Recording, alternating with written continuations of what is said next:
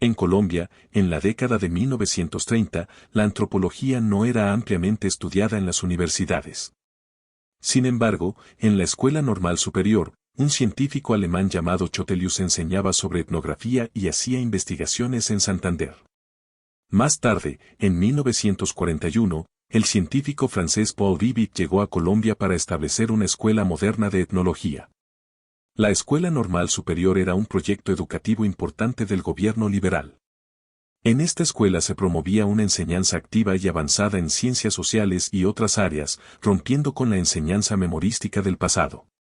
Durante esa época, la escuela atrajo a destacados científicos y profesionales que huían de la guerra y la persecución en Europa. Estos científicos, junto con talentosos jóvenes colombianos, crearon un ambiente intelectual excepcional en la escuela, fomentando la libertad, el debate de ideas y el avance académico. Había un interés en explorar y comprender el país en su transición hacia el siglo XX y el sistema capitalista. En el recién fundado Instituto Etnológico Nacional, IEN, la mayoría de los estudiantes eran de la especialización en ciencias sociales. Estos estudiantes participaron en investigaciones de campo y más tarde se convirtieron en el cuerpo investigativo y docente del IEN, que estaba relacionado con el Ministerio de Educación. Rivet, quien ya era un destacado en la antropología en Francia, se involucró en esta disciplina mientras trabajaba como médico en una misión científica en América del Sur. Luego, se convirtió en una figura clave en el mundo de la antropología en su país. En Francia, la antropología tenía un enfoque diferente en comparación con otros países europeos. Se centraba mucho en la prehistoria y en el estudio del ser humano desde una perspectiva biológica. No se prestaba mucha atención a las costumbres y las artes de las culturas contemporáneas, y no había muchos investigadores especializados en observación de campo hasta hace poco. La inspiración para realizar investigaciones de campo en antropología surgió de la filosofía en lugar de la etnografía. El Instituto de Etnología, cuyos trabajos se publicaron desde 1926, fue respaldado por 3 personas, Ludden Lévi-Brulé, Marcel Mauss y Paul Rivet. De estos 3, solo Rivet tenía experiencia como etnógrafo.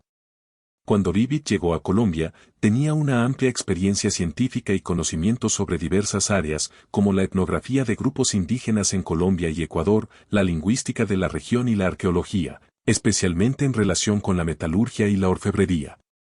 También había escrito un libro llamado Orígenes del Hombre Americano. Sus discípulos se beneficiaron de su vasto conocimiento.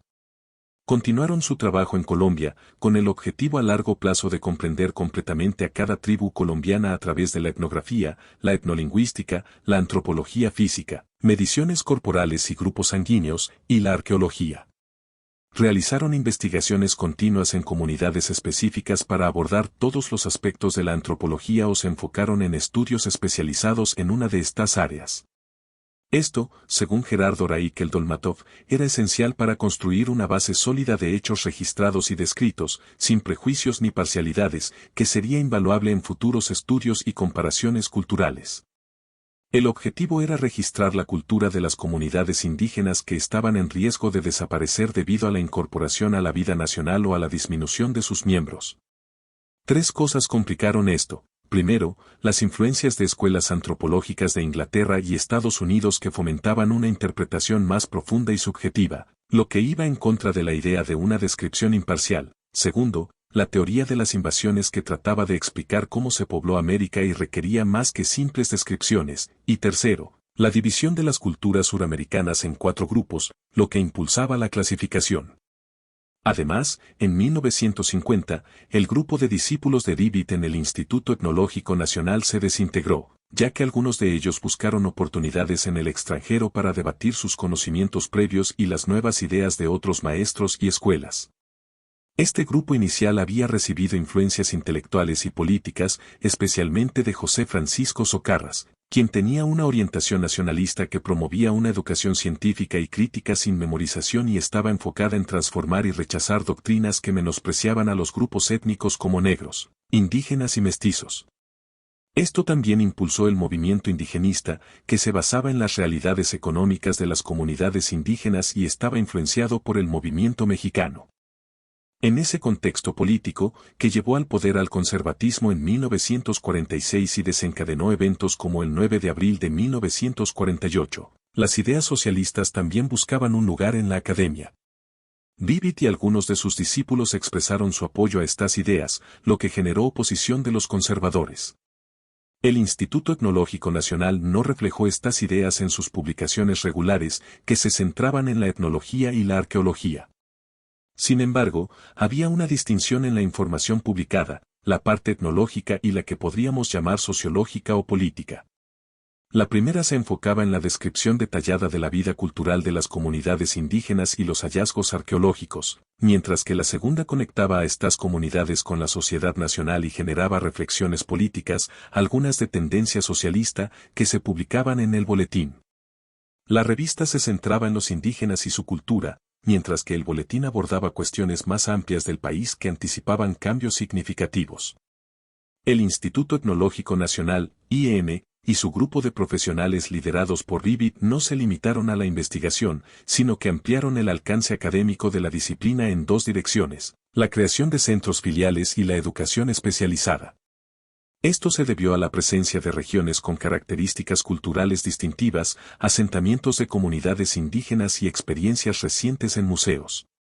La idea era aprovechar al máximo el personal especializado, descentralizar la investigación manteniendo un enfoque técnico centralizado, aumentar los recursos financieros con contribuciones de los departamentos y promover el turismo, entre otros objetivos. La estrategia incluyó la creación de parques arqueológicos y centros etnológicos en diferentes regiones, lo que permitió una mayor difusión y comprensión de las culturas indígenas y arqueológicas en Colombia. Se crearon varios institutos etnológicos regionales en Colombia con el propósito de investigar y preservar la cultura local. El Instituto Etnológico del Atlántico, dirigido por Carlos Ángulo Valdés, se centró en la arqueología de la costa colombiana del Caribe, que representaba un desafío para la arqueología en América del Sur. Aunque inicialmente se enfocó en la arqueología, también incluyó el Centro de Estudios Folclóricos y la Sociedad de Amigos de la Etnología, cuyas producciones sobre la cultura popular del Atlántico se publicaban en la revista Divulgaciones. Mientras que los temas de antropología social y arqueología se reservaban para las publicaciones del Instituto Etnológico Nacional, IEN. Sin embargo, con el tiempo, hubo una evolución en la revista Divulgaciones que comenzó a abordar más temas, incluyendo arqueología, lingüística y teoría antropológica. Esto marcó un cambio hacia una mayor independencia de los institutos etnológicos regionales con respecto al IEN, que inicialmente los incorporaba y dirigía técnicamente, especialmente en lo relacionado con la arqueología. El Instituto Etnológico del Cauca, por su parte, se estableció en 1946 y asumió funciones de investigación, mantenimiento de un museo arqueológico y la enseñanza de algunas áreas de la etnología. Sin embargo, la enseñanza de la etnología se suspendió en 1949, cuando la docencia de la disciplina se centralizó en el IEN. A pesar de esto, el Instituto Regional logró formar un grupo de antropólogos con la colaboración de profesores del IEN y de los Estados Unidos, como John H. Rowe de la Universidad de California, bajo cuya dirección se realizó el primer estudio de lingüística aborigen, con la participación de un indígena guambiano. En el Instituto Etnológico del Cauca, bajo la dirección de Gregorio Hernández de Alba, ocurrieron algunas circunstancias especiales que lo convirtieron en un centro de actividad investigativa para entidades extranjeras.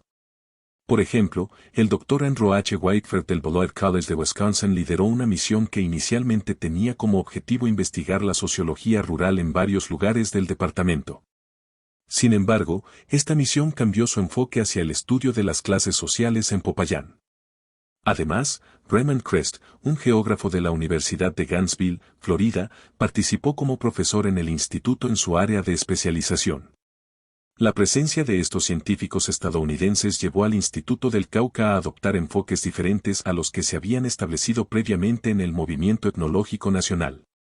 Introdujeron teorías y metodologías propias y expandieron el alcance de la investigación hacia la antropología social y la geografía urbana, más allá de la etnografía indígena. Por otro lado, las investigaciones arqueológicas y etnográficas de los esposos Raíquel en el norte de Colombia se publicaron en la revista del IEN y motivaron la creación del Instituto Etnológico del Magdalena en Santa Marta en 1946. Este instituto estaba enfocado en la investigación de tribus indígenas como los Cogis, Arhuacos, Arsarios, Chimilas, Yucos o Motilones, así como en el estudio de yacimientos arqueológicos en la región. Los Rako Dolmatov tomaron el cargo de este instituto y formaron un museo que contenía valiosos materiales de la cultura tairona, aunque lamentablemente desapareció años después. El Instituto del Magdalena también llevó a cabo expediciones arqueológicas y produjo obras etnográficas y de antropología social, contribuyendo significativamente al campo de la antropología en Colombia. En la Universidad de Antioquia, Graciliano Arcila Vélez fue clave en el surgimiento del servicio etnológico en 1945, que marcó el inicio de la enseñanza de antropología general y etnología americana como materias programáticas en la licenciatura de Filosofía y Ciencias Sociales. Aunque el servicio no era un organismo educativo en sí mismo, formó a filósofos y a un indígena de la tribu Kamsá. Posteriormente, se transformó en un departamento universitario de antropología que combinó la docencia con investigaciones en terreno, introdujo nuevas teorías y escuelas, y amplió el alcance antropológico a áreas rurales y urbanas. El Instituto de Antropología de la Universidad de los Andes tuvo sus inicios en circunstancias fortuitas, cuando Gerardo Raikel Dolmatov y su esposa Alicia Duzán se encontraron casualmente con don Ramón de Subiría, quien más tarde se convirtió en el rector de la universidad. Subiría propuso la creación de un departamento de antropología en la universidad para evitar duplicar programas similares en otras facultades, como el de sociología en la Universidad Nacional. Convenció a los esposos Raikel para que comenzaran a impartir cursos en la Universidad de los Andes. Los Raikel Dolmatov asumieron la dirección del departamento y, con su amplia experiencia investigativa y conocimiento en áreas de la antropología, contribuyeron significativamente al programa. A medida que se establecía el programa de antropología en 1964, se sumaron otros profesores, incluyendo a José de Recasens, Silvia Broadbent, Remy Bastien, Ernesto Gull, un geógrafo, John Landaburu, un lingüista, y más antropólogos formados en el Instituto Etnológico Nacional, IEN. En 1965, el programa se convirtió en un departamento independiente. El plan de estudios constaba de 144 créditos, con un énfasis en materias antropológicas, mesas redondas y prácticas de terreno. También se incluían créditos para aprender un idioma moderno y materias de humanidades y castellano. El enfoque inicial se centraba en estudios de comunidades indígenas y arqueología, lo que generó algunas críticas por parte de los estudiantes que buscaban una aplicación más práctica de las teorías antropológicas, una mayor orientación hacia la antropología social y una consideración más amplia de contextos culturales a nivel mundial. Sin embargo, a pesar de estas tensiones iniciales, el Departamento de Antropología de la Universidad de los Andes continuó desarrollándose y expandiendo su alcance en el campo de la antropología en Colombia. En cuanto al Departamento de Antropología de la Universidad Nacional, su origen se encuentra en la Facultad de Sociología, que creó la sección de Antropología Social en 1963. Aquí, los estudiantes podían obtener el título de licenciado con mención en Antropología. La orientación de esta sección estaba influenciada por la sociología y los nuevos enfoques antropológicos, así como por el ambiente político de izquierda que prevalecía en ese momento. El currículo incluía seminarios sobre antropología cultural, antropología económica y una cátedra de aplicación institucional de la antropología. En 1966 se estableció formalmente la carrera de antropología en la Universidad Nacional, que luego se convirtió en un departamento en el mismo año. Hubo una reorganización en 1967 para ajustar el plan de estudios y se enfocó en la integración de conceptos y en la orientación de otros departamentos similares en Colombia y en el extranjero. El plan de estudios en 1970 incluía 36 asignaturas con un enfoque significativo en teorías y doctrinas antropológicas, lo que representaba una diferencia marcada con el Departamento de Antropología de la Universidad de los Andes en sus inicios. Los estudiantes en la Universidad Nacional tenían reclamos y objetivos ideológicos más políticos y de izquierda en comparación con los de los Andes, que buscaban un enfoque más profesional y pragmático. La aplicación de la antropología en Colombia comenzó a tomar forma en la segunda mitad de la década de 1950, impulsada por la necesidad de abordar y resolver situaciones sociales críticas en ese momento. Este enfoque marcó un cambio significativo en la disciplina, que pasó de centrarse exclusivamente en el estudio de las comunidades indígenas a involucrarse en la comprensión de las realidades culturales y sociales de sectores específicos de la sociedad colombiana. Los antropólogos comenzaron a intervenir en decisiones políticas relacionadas con el cambio socioeconómico y a proponer soluciones que beneficiaran a las comunidades o sectores involucrados, siempre con su participación y aprobación. Este cambio significó que los etnólogos ya no eran solo investigadores que se centraban en la etnografía americana, sino que se convirtieron en profesionales comprometidos con el destino inmediato de su sociedad. Aunque mantuvieron su carácter de investigadores imparciales, también asumieron un papel activo en la redefinición de la posición de los pueblos indígenas en el contexto nacional. Esto incluyó la defensa de los derechos culturales y étnicos de las comunidades indígenas, así como sus derechos a la tierra y la gestión de recursos de acuerdo con sus tradiciones.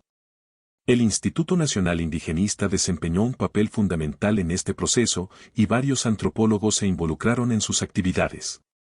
Estos antropólogos no solo realizaron investigaciones etnográficas, sino que también se convirtieron en defensores de las reivindicaciones de los pueblos indígenas y contribuyeron a dar voz a sus preocupaciones y necesidades en el ámbito político.